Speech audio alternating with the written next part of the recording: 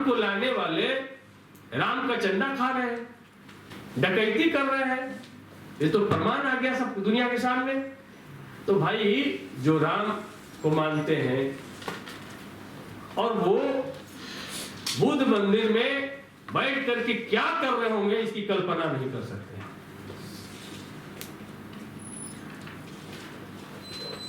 वहां महाबोधि महाविहार में गर्भगृह में किसी को जाना प्रतिबंध है, लिखा हुआ प्रतिबंधित क्षेत्र, लेकिन वहां के प्रबंधन में बैठे हुए लोग, भंते जी सब लोग जानते हैं कि विदेशी जोड़ों को शादी करवा के आशीर्वाद दिलाने के लिए $1.5 लाख लिया जाता है, 2-2 लाख डॉलर लिया जाता है कि भाई हम जो ओरिजिनल बुद्ध है वहां पर आपको लेके जाएंगे, इसके बदले में आप क्या दान करेंगे। भाई विदेश में जो रहने वाले लोग हैं बुद्ध को इतना मानते हैं कि अपना पूरा जीवन दे सकते हैं, संपत्ति उनके लिए कौन सा बड़ा बात।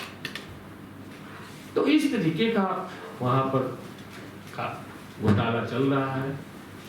वहां पे खीर दान, संघ दान के लिए आमंत्रित किए जाते हैं। एक बार में एक ही संघदान होगा, मान लीजिए 50,000 रुपये संघदान का कॉस्ट है, तो रसीद तो एक व्यक्ति का कटेगा, लेकिन नेम प्लेट 200 व्यक्ति का लगेगा एक दिन में। सरकार के खाते में 50,000 रुपया गया, लेकिन 199 गुने 50,000 रुपया कहां गया, निजी खाते में चला गया। हमने कहा कि भाई एक बार में तो एक ही व्यक्ति संघदान कर सकता है, लेकिन उनका नेम प्लेट हटा, दूसरे का नेम प्लेट लगा, फिर फोटो खिंचाया और उनको व्हाट्सएप पे फेसबुक पे उनको भेज दिया जाता है कि आज आपके द्वारा संघदान करवाया गया। यहाँ ये अंदर में बैठ के लोग बता रहे हैं, जो उसका गुंबद है उस पे सोने का पेंट चढ़ाने की लोग दान करते हैं, 10 लाख रुपए सोने का पेंट चढ़ाने के लिए। अब बुकिंग हुआ 100 लोगों का, लेकिन करवाया गया, रसीद कटा 1 लोग का। तो उसमें कितने करोड़ रुपए का 12 न्यारा हो रहा है। तो इसीलिए जब तक हमारे लोग संख्या में नहीं होंगे तब तक हमारी बात कोई सुन नहीं सकता। तो सर ने ठीक कहा कि हमें संख्या बढ़ाने पर जोर देना होगा। जो वास्तविक बुद्ध धर्म है, जय भीम 50 करोड़ से ज्यादा लोग बोल रहे हैं, मतलब कि अम्बेडकर उनके यहां गए हैं, तो अम्बेडकर के आंखों से तो बुद्ध को लेके जाओ वहां।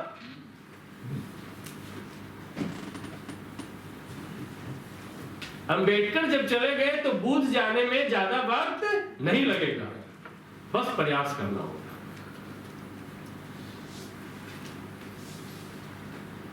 जय भीम बोल रहे हैं तो उसके साथ नमो बुधाय भी बोल दो, कम से कम बच्चा तो सोचेगा नमो बुधाय का मतलब क्या होता है।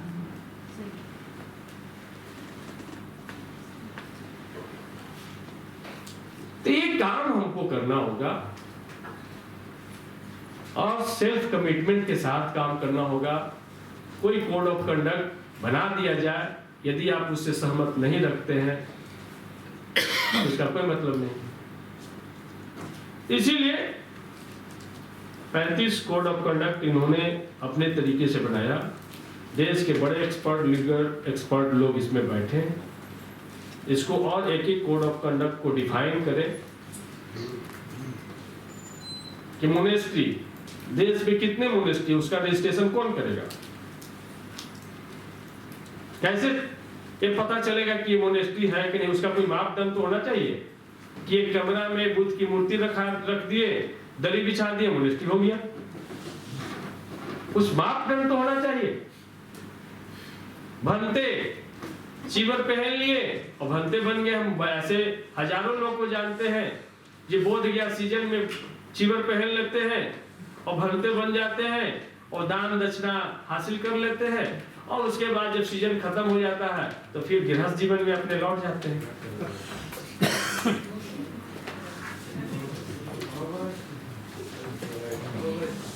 तो क्या है, बहुत धर्म डॉलर कमाने का धर्म है।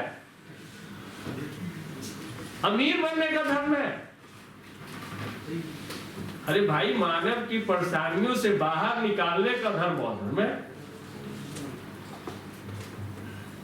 तो इस रूप में यदि हम इस लेवल पे डिस्कशन कर रहे हैं तो तमाम पहलुओं पे डिस्कशन करना होगा।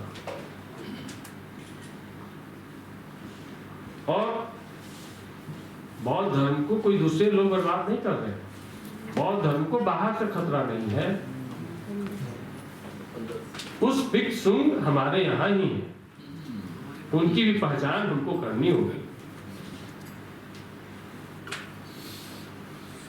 भाई, ऑल इंडिया बुद्धिस्ट फोरम जब बन रहा था तो हमारे घर पे सारा डिस्कशन हुआ। हमने पूरा बैकअप दिया। हमने आंदोलन, यदि हम वहां पे खड़ा नहीं होते तो कोई बैठने नहीं देता। हम पहले दिन हम जाके बैठे, उनके लिए पानी का, मेडिकल का तमाम सुविधा बहाल की। उस समय विधायक थे। और जब मूवमेंट आगे बढ़ गया तो हुआ सतीश कुमार। जिस दिन धरना उठाया जा रहा था उस दिन हमने कहा कि मेरा सत्र चल रहा है, आप धरना नहीं उठाएंगे, मैं पटना से आने में जितना वक्त लगेगा मैं आ रहा हूं और पहली गिरफ्तारी मैं दूंगा, उसके बाद जो होगा आगे का अंजाम होगा। यदि एक सिटिंग विधायक को गिरफ्तार किया जाता सिर्फ महाबोधि महाविहार मुक्ति के धरना के लिए तो पूरे देश में आग लगता कि नहीं लगता? लग जाता। मैं भी बोला था बाबा जी 2 दिन का टाइम दीजिए, इसका सहमति दीजिए, उसके बाद आप रात में जो गुपचुप तरीके से टेंट उखाड़ के चले गए। अरे आकाश लामा जेल चले जाता तो कौन सा आकाश टूट जाता है? और जो महाबोधि महाविहार में 8 फरवरी शायद दिन हो गया, 12 फरवरी 12 नहीं 15, हाँ 14-15 की बात। जो वहां महाबोधि महाविहार में जो लड़ाई किया गया, उस लड़ाई में अभी देश का पता नहीं दीक्षा लिए कि नहीं लिए, टी-शर्ट पहन के घूमते हैं। विनय चारिया जी वो जाकर के टकराहट किए, प्रशासन को एक मौका दिए और जिसके वजह से आपके आंदोलन को उसने कुचलने का काम किया। आप तो मौका ढूंढ रहा था कि किस तरीके से आंदोलन को कुचले, आपने एक मौका दिया।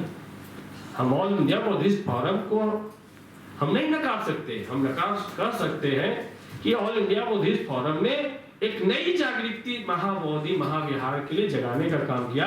इस बात से कोई असहमति नहीं दिखा सकता कि जो सुरेश देसाई जी की लड़ाई के बाद लोग मान के बैठे थे कि अब लड़ाई लड़ा नहीं जा सकता है, एक होप पैदा हुआ, लेकिन डायरेक्शन सही डायरेक्शन में हम लड़ाई को नहीं ले जाए। अभी दिन गिन रहे हैं हम कि दिन गिनते 10,000 भी आंकड़ा पार हो जाएगा, क्या हासिल हो जाएगा? तो इसके लिए अब महाराष्ट्र में 10-10 लाख लोग जमा हो जाते हैं, महाबोधि महाविहार मुक्त करो। तो भाई रास्ता 2 ही है, या तो कोर्ट तय कर दे कि महाबोधि महाविहार किसके हाथ में होगा, या तो विधानसभा लोकसभा तय कर दे। दोनों जगह हमारे लोग नहीं, तीसरा कोई रास्ता है क्या? या तो कोर्ट करेगा या सरकार करेगी।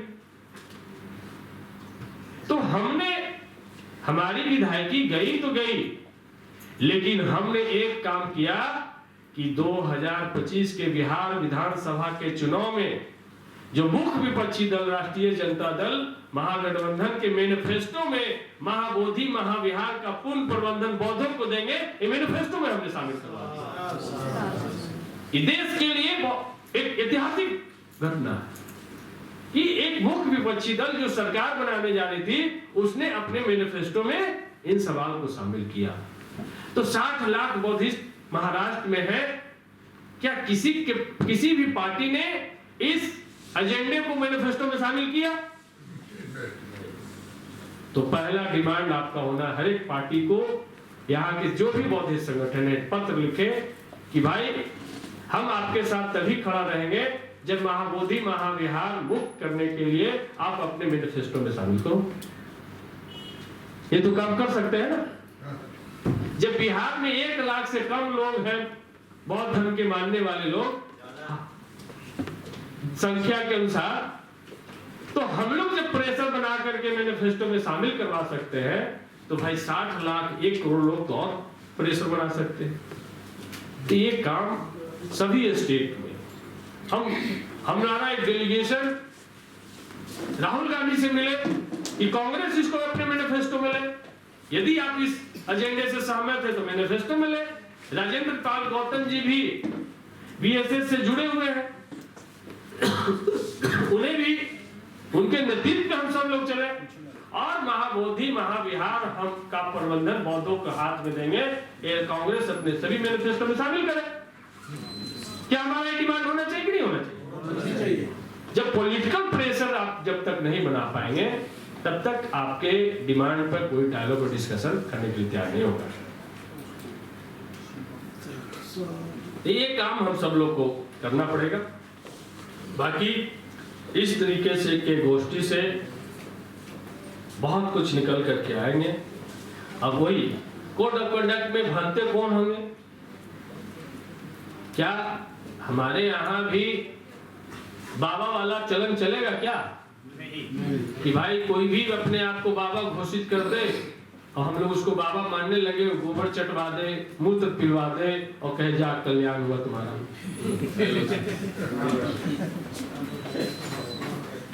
तो भाई भंते कौन होगा, उसके अंदर कौन कौन से सील होने चाहिए वो भी तो तय होना चाहिए। हम नहीं तय किए, भंते लोग मिलकर तो तय करें।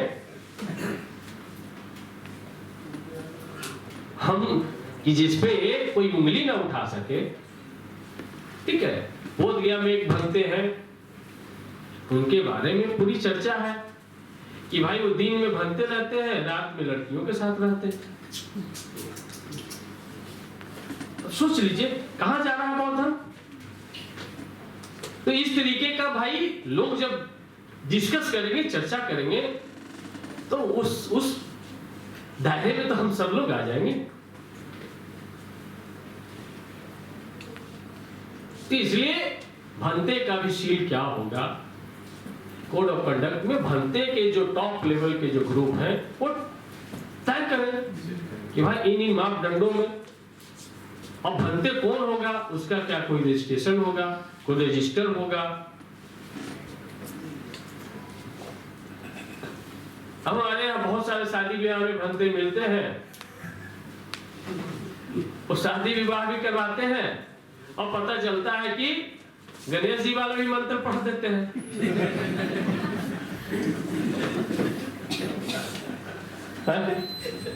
तो भाई न तो तुम उसको बौद्धे रहने दे रहा, न हिंदू रहने दे रहा, तुम उसको तो बर्बाद करके छोड़ दे रहा। तो भाई कुछ तो नियम कानून हो कि शादी का क्या नियम होगा कि सब अपने मन से कोई शादी बना ले। शपथ क्या हम लेंगे, वो तो कम से कम देश में एक शपथ हम ले। शादी में, बर्थडे में या किसी तरह का शुभ कार्य में हम जब शपथ ले तो एक तो शपथ हो। इतनी एकरूपता तो कम से कम हिंदू धर्म में है कि शादी और श्राद्ध का मंत्र एक रखा है, लेकिन हमारे यहाँ शादी और श्राद्ध का मंत्र एक नहीं है। खाली तीर्थशरण पढ़ देने, उसके आगे का क्या है भाई बताओ। या तीर्थशरण पढ़ दिए तो फिर हम पब्लिक को उनके भाषा में कम से कम समझाए तो कि भाई इसका मतलब क्या है। बुद्धम शरणम गच्छामि का मतलब क्या है कि जाके माथा पटक हो कि बुद्धि के शरण में जाओ। बुद्धि अपना दिमाग को इतना विकसित करो कि तर्क करने की शक्ति पैदा करो, तब तो गोबर और गणेश में अंतर तुम कर पाओगे।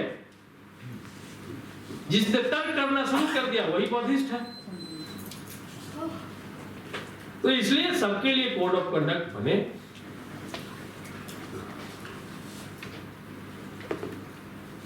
और सक्रिय उपासक कौन होंगे, उपासक कौन होंगे, इसके लिए कम से कम ये तो हो कि 100 लोग जो उपासक बनाएंगे वो सक्रिय उपासक कहलाएंगे। है? कौन होगा भाई? कोई भी सौ घोषित सक्रिय कि कम से कम जैसे 100 लोग जो उपासक बनाया उसको सक्रिय उपासक हम बनाएंगे, वो उनका रजिस्टर होगा और वो कभी भी किसी चुनाव में वोटिंग का राइट उनके पास होगा। किसी प्रस्ताव को पास करना है, बहुत सांसद लगना है, किसी प्रस्ताव पे वोटिंग कौन देगा? सड़क पे चलने वाले लोग तो वोटिंग देंगे नहीं। तो जो सक्रिय उपासक की जो सूची बने उसके पास वोटिंग राइट हो, वो अपना गुरु, अपना प्रचारक नियुक्त करने के लिए जो कमेटी बने उसके सदस्य मेंबर हो और वो उनके पास वोटिंग राइट हो। इस तरीके से हम अपने दायरे को और लोकतांत्रिक और पारदर्शी हम बना सकते हैं। महिलाओं के लिए उसमें क्या क्या कोड ऑफ कंडक्ट होगा? सवाल ये है कि भाई महिलाओं को हम बराबर का अधिकार देंगे कि नहीं देंगे? कि महिलाओं को जो केरल मंदिर, कौन सा मंदिर, सबरीमाला जैसा यहाँ हमारे यहाँ भी तो नहीं हो जाएगा। महिलाएं भंते बनना चाहती हैं, विष्णु बनना चाहती हैं, सक्रिय उपासक बनना चाहती हैं, उनके पास बराबर का राइट्स हो, क्योंकि बाबा साहब ने बराबर का राइट्स दिया है। इन तमाम सवालों पर इसका हो डिस्कशन हो। एज क्या होगा हमारा? क्या 15 साल का भी बच्चा कोई उपासक बनना चाहेगा तो नहीं बना पाएंगे? उसका एज लिमिट हो। तो तमाम चीज अगर लीगल टीम डिस्कशन करेगी तो एक एक चीज पे हम लोग एक ऐसा कोड ऑफ कंडक्ट बना पाए कि जिसमें कम से कम त्रुटि हो और जिसमें आने वाला दिन में सुधार की भी गुंजाइशें रखी जाए कि जरूरत पड़ने पर वक्त के अनुसार उसमें हम सुधार ला सकें और उसमें नए क्लॉजेज हम जोड़ सकें। तो इस तरीके से हम सब कोड ऑफ कंडक्ट बना करके बौद्ध धर्म को प्रचार कर सकते हैं। भारत की खोई विरासत, बौद्ध विरासत पुनः हम वापस ला सकते हैं। सम्राट अशोक का सपनों का भारत, बाबा साहब का सपनों का भारत हम बना सकते हैं। इसी उद्देश्य से हम सब लोग इकट्ठा हुए हैं और महाबोधि महाविहार मुक्त हो। इसके लिए जरूरी है कि यदि 10 लाख लोग महाराष्ट्र में जमा हो रहे हो, 1 लाख लोग कर्नाटका में जमा हो रहे हो, 2 लाख लोग दिल्ली में जमा हो रहे हो, तो इसके लिए जरूरी हो कि बोध गया के आसपास बिहार में भी 1 लाख कम से कम जमा हो, तब आप क्या, तब आप नोटिस लिए जाएंगे। ज्ञान ज्योति सर सुप्रीम कोर्ट में गए हैं, उनके साथ मैं भी को पटिशनर हूं। क्यों हूं को पटिशनर? क्योंकि जज कहेगा भाई बोध गया का मामला तो बिहार का मामला है, महाराष्ट्र के लोग आप क्या कर रहे हैं इसमें? तो आपके पास क्या जवाब होगा? ये तो भाई बोध गया के लोग को आना चाहिए। तो भाई ज्ञान ज्योति सर है, विलास खैरात जी हैं, उनके साथ हम भी को पटिशनर हैं कि भाई बोध गया का मामला ये बोध गया का भी है, पूरे देश का भी है, इसलिए को पटिशनर में पूरे देश के लोग हैं।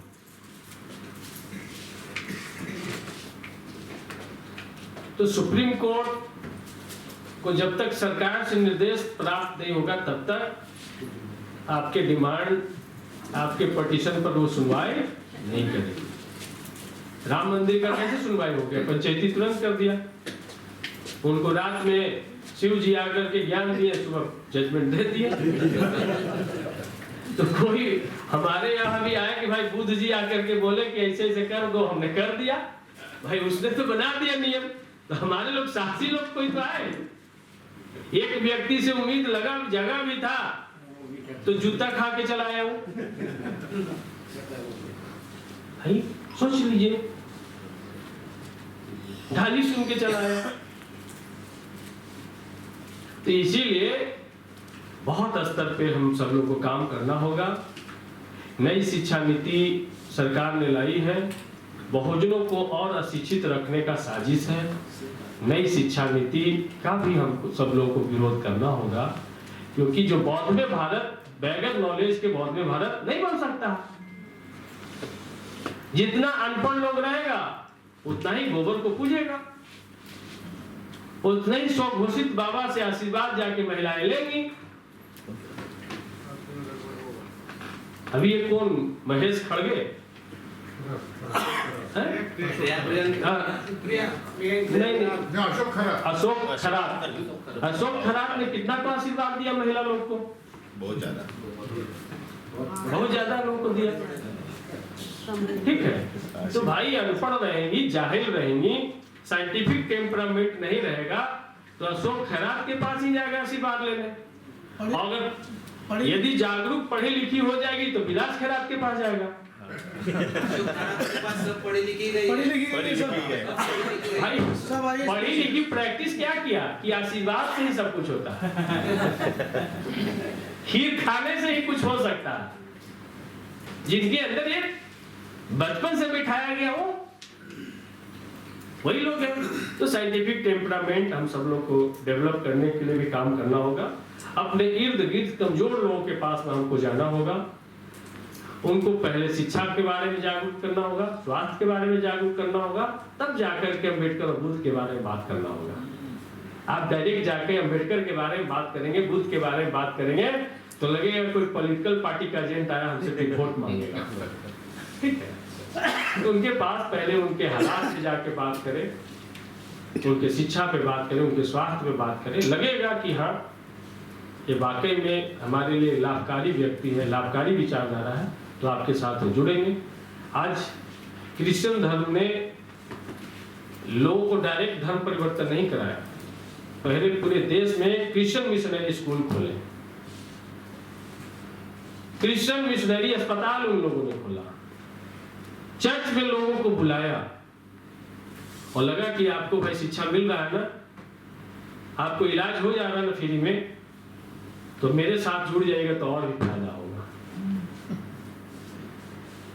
लेकिन आज बुद्ध विहार है, क्या बुद्ध विहार में एक दिन हम मेडिकल कैंप नहीं लगा सकते? लगा सकते हैं।